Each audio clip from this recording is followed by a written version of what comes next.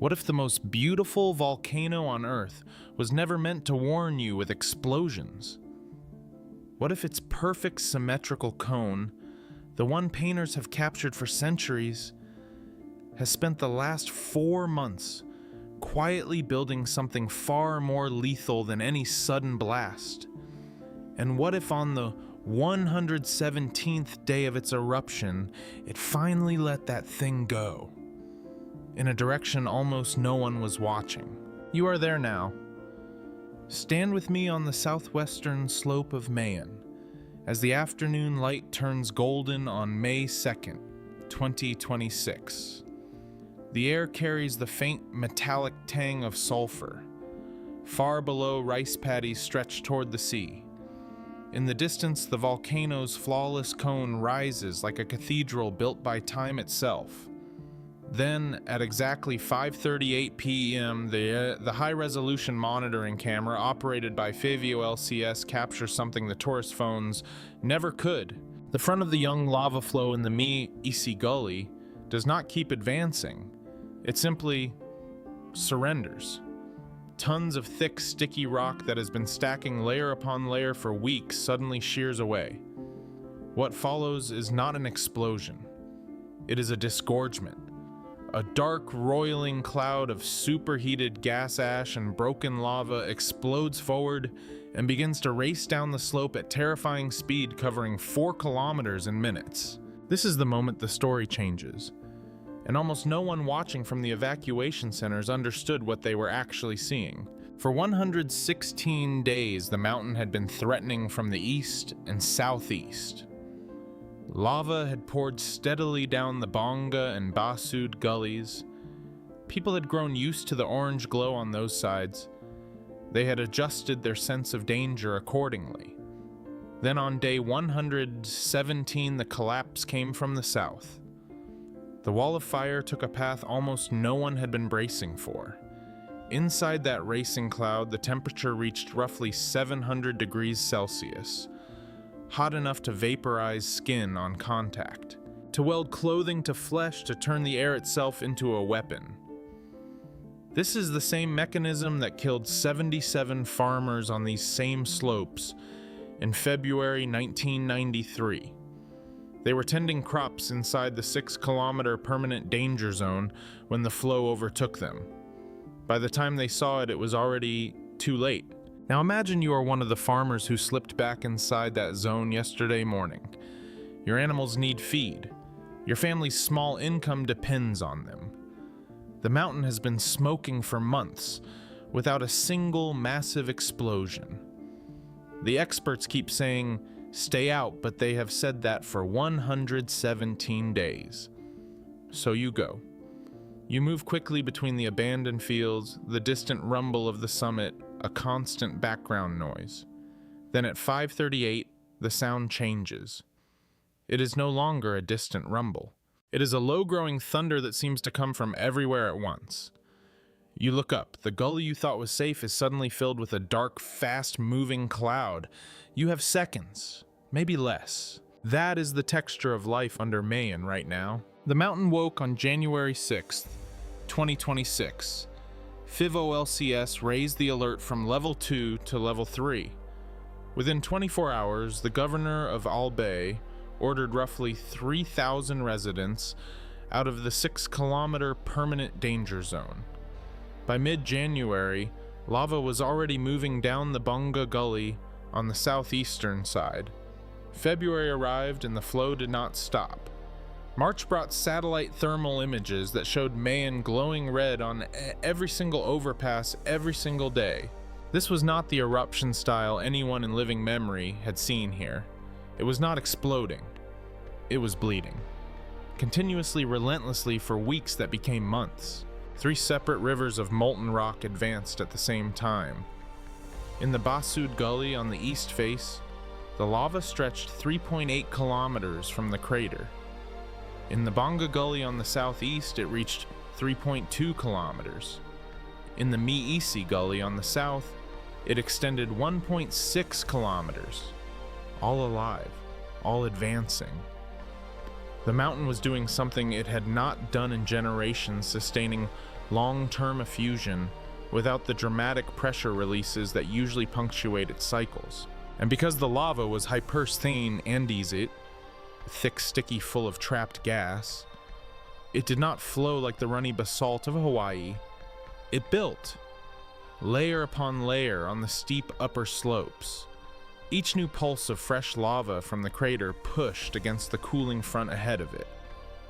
The structure grew more and more unstable, like a tower of cooling bricks stacked on an incline, waiting for gravity to win. On May 2nd, the tower finally lost. PHIVOLCS had been watching every second of those 117 days. Their sensors can detect a rock the size of a fist breaking loose from 1.5 kilometers away. Their models track ground deformation gas emissions and thermal anomalies in real time. Their high-resolution cameras never blink, and still they held the alert at level 3. They told people to stay out of the 6-kilometer permanent danger zone. They did not order a wider evacuation. They knew the mountain better than anyone alive, and they were still not telling the surrounding towns to leave everything behind, yet the signals kept coming. In the 24 hours after the May 2nd collapse, 284 rock falls broke loose from the summit. 14 pyroclastic density current signals were recorded in the same window. Ashfall reached 52 barangays. Thousands of people were already sleeping in evacuation centers across 4 municipalities. And still some farmers returned to feed their animals. 1 cow, 3 pigs, a grandmother's small plot. The mountain smoked in the background like it had every day for 4 months. The danger felt almost routine until the moment it was not. Pause here. If you had livestock whose survival meant your family's survival, and the mountain had been glowing but not exploding for 117 straight days, would you have stayed away? Or would the immediate need have pulled you back across that invisible line that experts drew? Be honest with yourself. Drop your answer in the comments. This is not about right or wrong. It is about how the human brain weighs a distant rumble against an empty feed trough.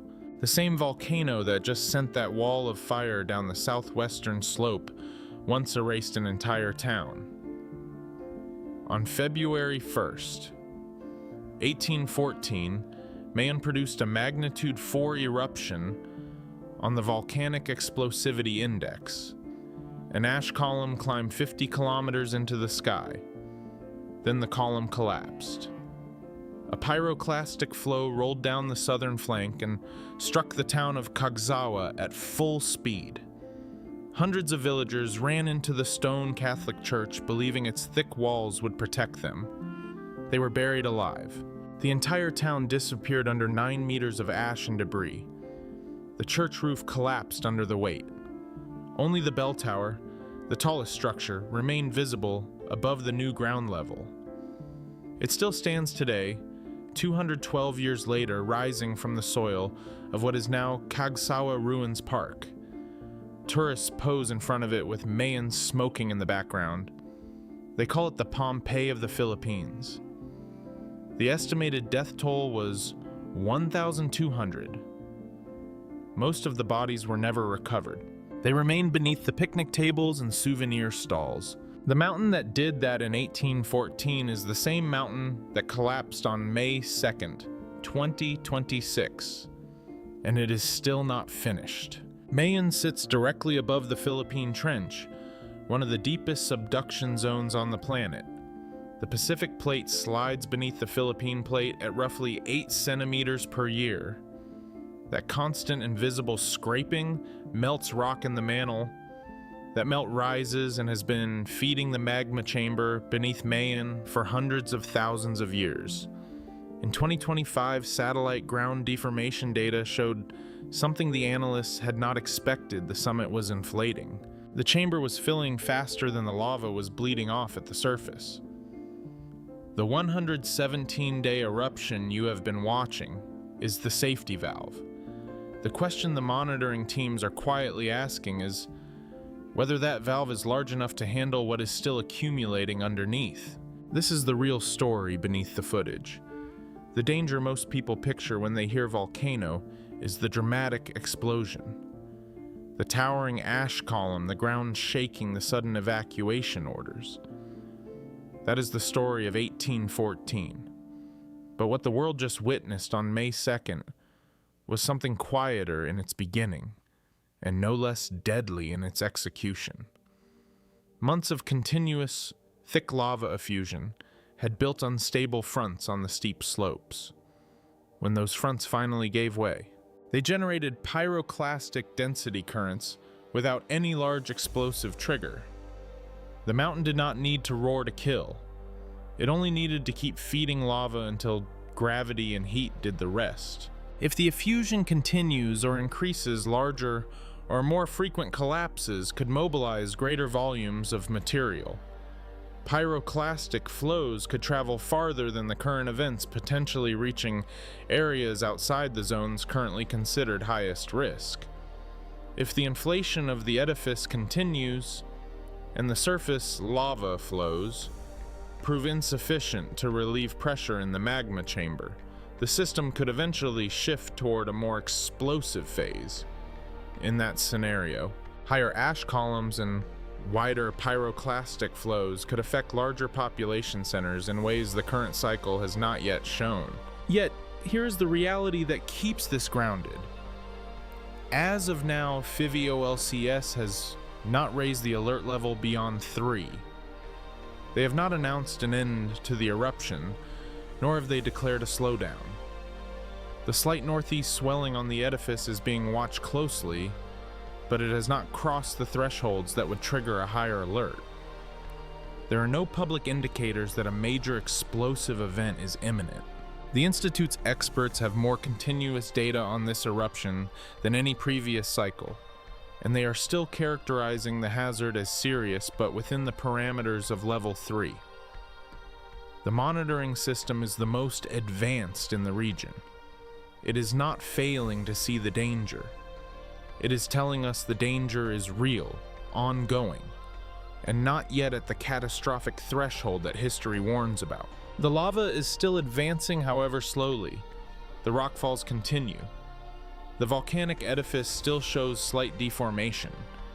The question is no longer whether Mayon will produce another pyroclastic flow. It already has multiple times. The question is whether the residents of Legazpi, Tabaco, Daraga, Kamalig, and the surrounding barangays are truly seeing what the monitoring cameras have been showing for 4 straight months, not as distant spectacle, but as a direct message about the kind of threat that builds when a volcano bleeds instead of explodes. The bell tower of Kagasawa still stands in the dirt 2 centuries later, a single finger of stone pointing at the sky. It is the only structure that refused to be buried. It has watched the mountain through every cycle since. It watched the town die in 1814. It watched the farmers die in 1993. And now, it watches again as new lava flows advance, and new collapses send fresh clouds racing down the slopes. The mountain does not care how many people live in its shadow. It does not care how many selfies are taken in front of the old bell tower. It only knows pressure and release. For 117 days it has been releasing. The question that remains is whether that release has been enough.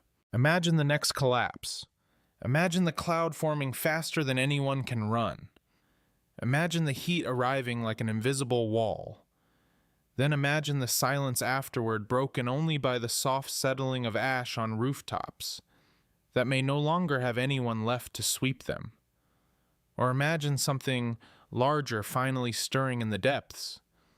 The chamber that has been quietly filling, demanding a bigger opening than the current lava flows can provide. We do not know which of those futures will arrive. The mountain holds its own council, but the bell tower is still there, watching, waiting. What will it take before the warning finally sinks in? Now tell me in the comments.